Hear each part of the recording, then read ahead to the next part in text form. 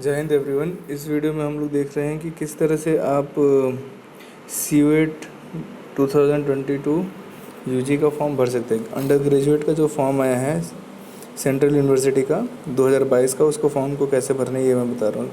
इसमें बहुत आसान है सारी चीज़ें, बाकी नॉर्मल फॉर्म्स की तरह ही है, लेकिन इसमें डिफरेंस क्या है कि आपको जो सब्जेक्ट चुनना है, कैसे उसके अपने सेट पे एग्ज़ाम्स के लिए 2 सेट के पेपर हैं, दोनों सेट में कैसे आपके क्वेश्चंस पेपर के लिए आपको सब्जेक्ट्स चुनना है, ये थोड़ा मुश्किल है। वही चीज़ मैं यहाँ पे डिस्कस करने वाला हूँ।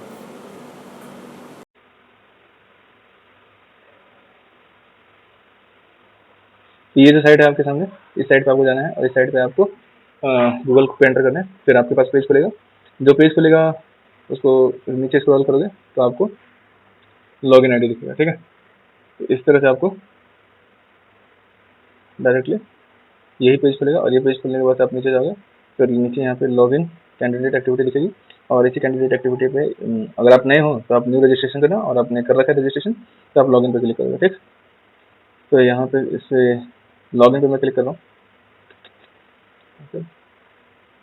मैं लॉगिन पे क्लिक कर रहा हूँ और ये लॉगिन मेरा ऑलरेडी था, तो यहाँ पे डायरेक्टली पेज खुल गया। ठीक, मैंने सेव रखा है। तो मैंने 2 चीज़ें कर लिया, रजिस्ट्रेशन कर लिया है, उसमें कुछ भी दिक्कत नहीं होगा। आपको अपने जो डिटेल्स सिंपली मांगेगा वो आपको भर देना है।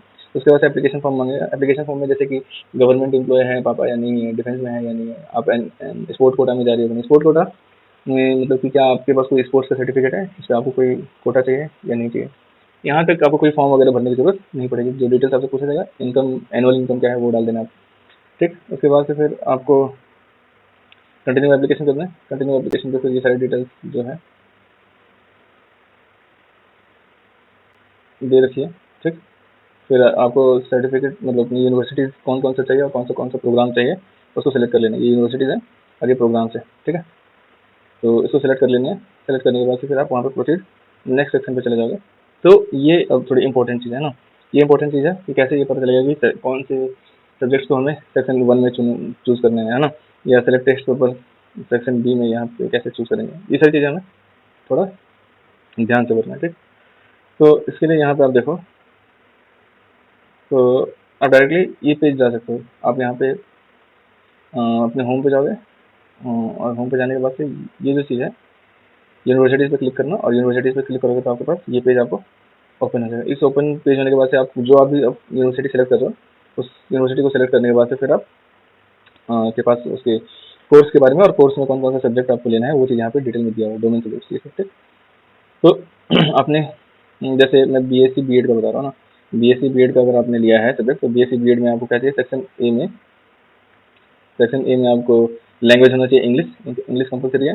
उसके बाद से सेक्शन 2 में आपके पास डोमेन जो है पहला teaching aptitude, physics chemistry biology या मैथमेटिक्स होना चाहिए। ठीक है, सेक्शन 3 में जनरल टेस्ट क्या है, ये कंपलसरी है। ये चीज़ें बहुत जरूरी है। तो आप अब चलते हैं दूसरे पेज पे जो हम लोगों ने खोल रखा है।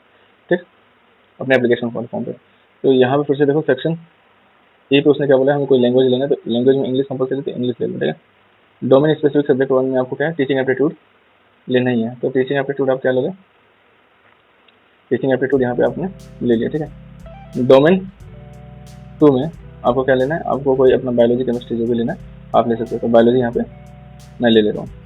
Do you want to apply general test, तो आपसे पूछा नहीं जा रहा, पूछा जा रहा है कि do you want to apply general test के लिए आप अप्लाई कर रहे हो कि नहीं कर रहे हो। तो ये आपके इंटरेस्ट के ऊपर नहीं है, ये किसके इंटरेस्ट के ऊपर है कि यूनिवर्सिटी में वो चीज़ मांग रहा है कि नहीं, है ना, उस सब्जेक्ट के लिए वो यूनिवर्सिटी वो जनरल टेस्ट मांग रहा है कि नहीं। तो यहाँ पे आप ध्यान से देखोगे कि बीएससी बीएड में उसने सेक्शन 3 में जनरल टेस्ट को बोल रहा है कंपलसरी है ना, तो ये चीज़ हमें सेलेक्ट करनी है। तो यहाँ पे आपका इंटरेस्ट नहीं है, ये मतलब यूनिवर्सिटी में उस एग्जाम के लिए मांगा है कि नहीं वो पूछा है। तो आप यस कर दो यहाँ पे डायरेक्टली। फिर select test paper second slot के लिए, सेकंड स्लॉट के लिए आप क्या टेस्ट पेपर यूज करोगे। स्लॉट ये इस आधार पे है कि जैसे कि आपने आप दो कोर्सेज के लिए कर रहे हो, जैसे कि आप एमएससी के लिए कर रहे हो और एमए के लिए भी कर रहे हो। तो आप ऑटोमेट्रिक के लिए भी कर रहे हो, मेडिकल साइंस के लिए भी कर रहे हो, आप बीएड के लिए भी कर रहे हो, या और भी अलग अलग आपने कोर्सेज ले रहे थे, तो इसलिए आपको अलग अलग स्लॉट में एग्जाम देना हो सकता है। ठीक है, तो इसलिए यहाँ पे दो दूसरे स्लॉट्स मांग रहे हैं। तो सेक्शन 1 और बी में आपको क्या लेना है, इंग्लिश ही ले लो। ठीक है, तो ये बोल रहा है कि सेम सब्जेक्ट आप नहीं ले सकते। ठीक, तो अब एक बार चलते हैं दूसरे हम लोग यूनिवर्सिटी में। जैसे कि मैंने दूसरा कौन सा भरा है, एचसीयू वाला भी भरा है, यूनिवर्सिटी ऑफ हैदराबाद वाला, है ना। तो यूनिवर्सिटी ऑफ हैदराबाद में जो प्रोग्राम्स हैं, यूनिवर्सिटी ऑफ हैदराबाद में जो प्रोग्राम्स आपको दिख रहे हैं वो बहुत सारे हैं, लेकिन इनमें से मैंने कुछ सब्जेक्ट्स सेलेक्ट किए हैं। Integrated MSc biology. Integrated MSc बोलने का मतलब होता है कि आपका बीएससी तो हो गई, साथ साथ आपको उसी में आपको एमएससी भी करा देगा। मतलब कि 3 साल में नहीं, 1 साल बढ़ा देता है, +1 साल, 3 साल + 1 साल, 4 साल का आपका कोर्स हो जाएगा, और एमएससी और बीएससी दोनों की डिग्री आपको एक साथ मिल जाएगी। तो बायोलॉजी में इसने क्या दिया, डोमेन सब्जेक्ट्स में आपको क्या लेंगे, फिजिक्स, केमिस्ट्री, मैथ, बायोलॉजी और इंग्लिश जरूरी है, ठीक है, फिजिक्स, केमिस्ट्री, मैथ, बायोलॉजी और इंग्लिश। तो एक बार चलते हैं यहाँ पे, अब हम लोग अपने फॉर्म पे, तो यहाँ पे इंग्लिश स्लॉट 2 के लिए इंग्लिश तो हम लोग पहले ले चुके, तो दूसरा लैंग्वेज हम लोग क्या लेंगे, 1A + 1B।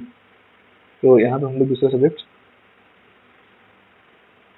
तो कुछ आपको जो भी पसंद है वो आप ले लोगे सब्जेक्ट। और जैसे मैं यहाँ पे हिंदी ले रहा हूँ, additional language for section 1 + section be in lieu of the domain specific subject. तो इसमें नॉट एप्लीकेबल डाल देते हैं, ठीक है, इसमें भी हम लोग नॉट एप्लीकेबल डाल सकते हैं, क्योंकि ये आपको ज़रूरत नहीं है ना, ये सब्जेक्ट्स आपके मतलब इस वाले कोर्स में ज़रूरत नहीं है। कौन से वाले कोर्स में, जो मैंने अभी ओपन किया था, ये वाला एमएससी वाला, इंटीग्रेटेड एमएससी बायोलॉजी में आपको इंग्लिश चाहिए, बायोलॉजी चाहिए, फिजिक्स, केमिस्ट्री, मैथ चाहिए, लेकिन आपको आपको हिंदी की जरूरत नहीं, तो आप हिंदी नहीं ले रहे, ठीक। डोमेन स्पेसिफिक 3 सब्जेक्ट्स में आप क्या लेंगे, जैसे केमिस्ट्री आपको लेना पड़ेगा, फिर उसके बाद से आपको फिजिक्स लेना पड़ेगा, फिजिक्स का है नीचे नीचे नीचे नीचे नीचे फिजिक्स, और फिर आपको क्या लेना पड़ेगा, मैथमेटिक्स, है ना, लास्ट में क्या लेना, मैथमेटिक्स, क्योंकि उसमें मैथमेटिक्स बोला है। डोमेन स्पेसिफिक सब्जेक्ट छठा स्पेसिफिक सब्जेक्ट क्या है, तो इसमें सिर्फ कितने सब्जेक्ट्स मांग रहा है, इंटीग्रेटेड एमएससी बायोलॉजी में हमें 4 subject, physics, chemistry, mathematics, biology मांग रहा था, ये हो गया। तो दूसरा सब्जेक्ट हम लोग दूसरी यूनिवर्सिटी का देख लेते हैं, उसमें क्या मांग रहा है। मतलब मैंने 3-4 यूनिवर्सिटीज में भरे हैं, तो अब मैं देखता हूँ डीयू का मेडिकल साइंसेज वाला, ठीक है। तो Delhi university, Delhi D Delhi university, तो ये भी दिख गया होगा, ये यूनिवर्सिटी ऑफ दिल्ली है ना। तो यूनिवर्सिटी ऑफ दिल्ली में मैंने लिया था BSc anthropology, BSc biological science, physics, chemistry, biology चाहिए, मेडिकल साइंस आ गया, बायोमेडिकल साइंस है ना, इसमें फिजिक्स, केमिस्ट्री, बायोलॉजी चाहिए, तो मुझे छठे सब्जेक्ट लेने की जरूरत नहीं है। तो अब मैं एक और चीज़ चेक कर लेता हूँ, इसको हटाते हैं और यहाँ से चलते हैं एचसीयू वाले पे। एचसीयू में हमने ऑप्टोमेट्री भी लिया था, तो ऑप्टोमेट्री के लिए हम लोग एक बार देख लेते हैं, इंटीग्रेटेड एमएससी ऑप्टोमेट्री है ना। तो फिजिक्स ये रहा भाई, नहीं दिखा पाऊँ, ये है इंटीग्रेटेड एमएससी ऑप्टोमेट्री है ना। तो ये फिजिक्स, केमिस्ट्री, मैथ, बायोलॉजी और इंग्लिश यही सब्जेक्ट मांगते, तो अलग से मुझे छठा सब्जेक्ट लेने की जरूरत नहीं है मुझे लगता है। तो मोस्ट ऑफ द कोर्सेज मेरे बायोलॉजी से रिलेटेड ही है, और इसमें कुछ अलग से मांग नहीं रहा, तो मैं कंफर्म हो जाता हूँ कि यहाँ पे नॉट एप्लीकेबल डाल दूंगा, ठीक है। एडिशनल लैंग्वेज 1 और भी नहीं चाहिए, तो ये हमारा हो गया, ठीक। ऐड कर देते हैं, कंफर्म कर लो एक बार, और एप्लीकेशन टेस्ट के ऊपर ये सारी चीज़ें कंफर्म हो गई। फिर हम लोग आगे proceed to the next section.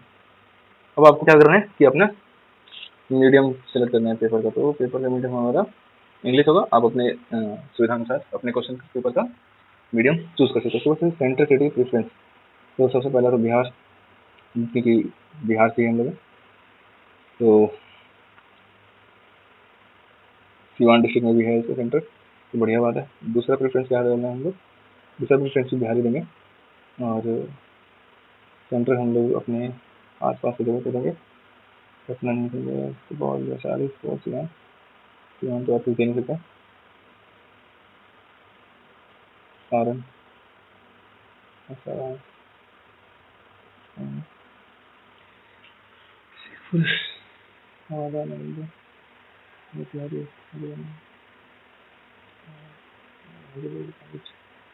Gopalganj, और इसका तीसरा बिहार, अररिया, आरा, बांका, गया, हाजीपुर, तीसरा, और चौथा शाखा विभाग बक्सर, दरभंगा, गोपालगंज, हाजीपुर, सोनपुर, लखीसराय, मोतिहारी, पता ना, ठीक है। ये रेफरेंस हमने डाल दिया और प्रोसीड टू नेक्स्ट सेक्शन। फिर अब आपको क्या करना है, अपने जो ये जो डॉक्यूमेंट्स मांगे गए उसकी दिए गए आपके कि मतलब कितना उसका MB होना चाहिए, उसकी लिमिट में आपको डालना है। यहाँ पे MB आपको दी गई है या KBs में, ठीक। तो जो सिग्नेचर फोटोग्राफ जो है वो JPG में होना चाहिए। Size of the full size of photo जो होनी चाहिए 10 से 200 KB के बीच होनी चाहिए। Size of the signature must भी 4 से 30 KB के बीच होनी चाहिए। और डॉक्यूमेंट की साइज होती है 50 से 300 KB के बीच होगी। अच्छा, इंपॉर्टेंट है कि मतलब ये इस चीज़ के लिए क्या हमें साइबर कैफे जाने की जरूरत है या फिर हम लोग डायरेक्टली कर सकते हैं ना? तो इसका जवाब है कि आपको साइबर कैफे जाने की जरूरत नहीं है, आप डायरेक्टली मोबाइल से भी कर सकते हो। सबसे पहले आप अपने फोटो सेलेक्ट कर लोगे, सेलेक्ट करने के बाद से फोटो सेलेक्ट करके स्कैन कर लोगे, पूरा फोटो खींच लोगे।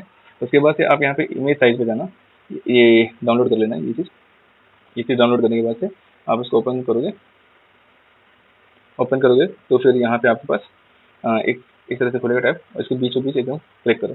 क्लिक करने के बाद आपके पास गैलरी आ जाएगी। गैलरी में आपको कोई भी जाके फोटोज ले लेनी है, जो भी आपका डॉक्यूमेंट है ना। उसके बाद से डॉक्यूमेंट को यूज़ करके आप उसका साइज बढ़ा सकते हो। जैसे कि मैं इसको ऐसे करूँगा, बड़ा करूँ तो इसके यहाँ पे आपको नीचे दिख रहा होगा ये चीज़ें, इस पे गौर करना, इस पे है ना। तो ये बढ़ेगा या घटेगा, है ना। तो वो आपके साइज के हिसाब से आ जाएगा और आप उसको फिर यहाँ से डाउनलोड कर लेना, यहाँ से आप उसको डाउनलोड कर लेना और फिर सेव हो जाएगा, फिर वहाँ पे अपलोड कर देना। या फिर आप इसमें भी चेंजेस करके आप कर सकते हो, बट ये इजीली हो जाएगा। तो यहीं पे चीज़ें खत्म नहीं होंगी। मैं अभी बाकी सारे फॉर्म का पार्ट अभी नहीं भरूंगा, मैं बाद में इसको करूँगा। तो इसको कंप्लीट करने के बाद से आपसे पूछेगा next proceed to the next section में जाने के बाद आपसे पूछेगा डायरेक्टली पेमेंट के बारे में, ठीक है।